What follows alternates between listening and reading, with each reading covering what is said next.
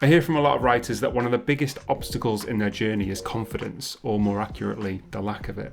If that sounds familiar, rest assured you're not alone. It's something that I think every writer struggles with, absolutely, including me. You might see me sharing my writing here or posting on Patreon, but honestly, I'm far from the picture of unwavering confidence. The thing is, I've just figured out how to not let that stop me. And today, I want to share the story of how I learned to work through my doubts and fears. My hope is that it'll help you do the same. So stick around, grab a drink, settle in, let's talk about it. If you're new here, I'm Kieran, I'm a writer and a freelance editor, and I love helping writers tell their stories while having fun. And when I first started writing, I struggled with confidence constantly. It completely halted my progress on more than one occasion.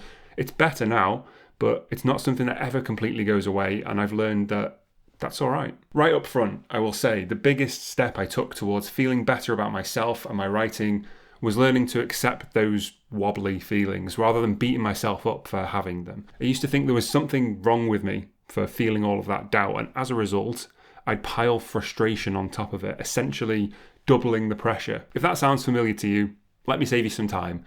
Let that go. Easier said than done, I know, but ask yourself this. When has being really hard on yourself ever made you feel more confident? Exactly. It doesn't, so stop doing that. I wish someone had said this to me years ago. It might have saved me a lot of time and energy. Realistically, they probably did, and I didn't listen. But you can do better than me and absorb that message now. Here's another thing I didn't know back then. There's no magic trick to make fear and self-doubt disappear forever. There are just ways to manage those feelings.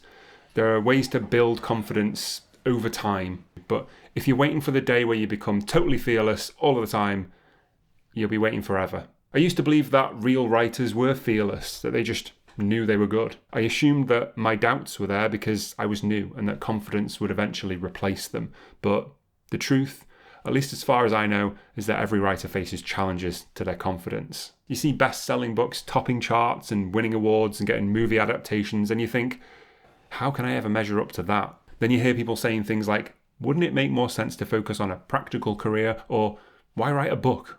Aren't there enough books already? And the worst part of those kinds of confidence vacuums is that most of those types of comments come from your own inner critic. They definitely do for me. So no wonder it's hard to feel confident, whatever your record with writing is. Mine's nothing special at all, obviously, but I've been writing what I would call seriously for over a decade now, with 8 novels and a bunch of short stories under my belt, and those doubts definitely still creep in regularly, but they don't stop me anymore. Here's how I figured out how to do that. When I first started writing, I didn't tell anyone. The only person who knew was my wife, Hayley, back then, my girlfriend, because I trusted that she wouldn't laugh at me. The reason I didn't tell anyone else was because at the time, writing felt like this exclusive club that I wasn't invited to. Like there were real writers out there, older, smarter, funnier, more talented, and I could never hope to catch up.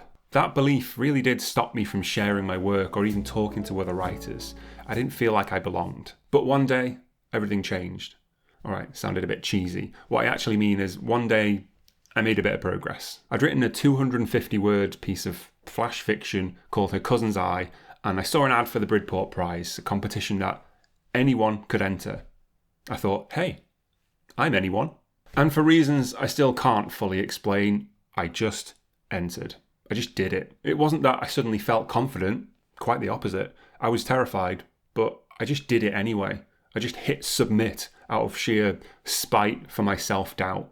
That fateful day actually taught me 2 really valuable lessons. Number 1, you don't need confidence to take action. You can move forward even if you're scared. That's how I've operated ever since, really. I was scared when I set up this channel. I was scared when I started my editing business. I was scared when this video went live. Maybe not shaking, nervous, overwhelming fear, sure, but there's always a little something there. Just like I'm scared now about mentioning the editing service that I run on my website and my Patreon account where I post exclusive content about the craft of writing. Sorry.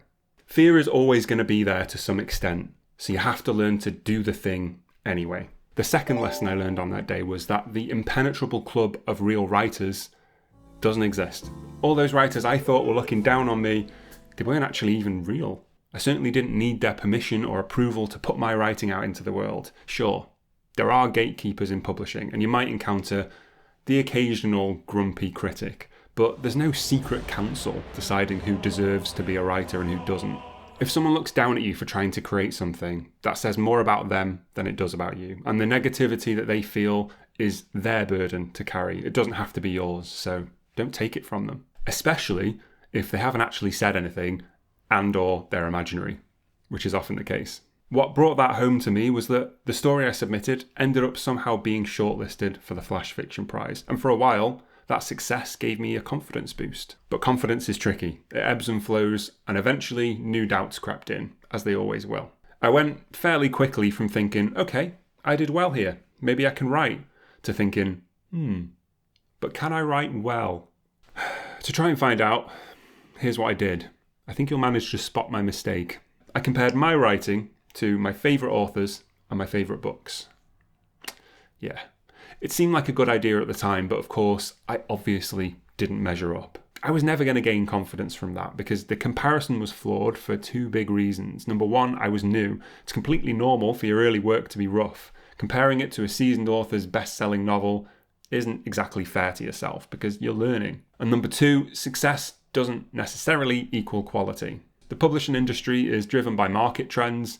Backlisted titles make up a lot of sales, so do celebrity ghostwritten books for some reason. It's not necessarily solely about the best writing. And what gets published is just a tiny slice of all the great writing out there. Your work doesn't need that external validation in order for you to feel confident about it.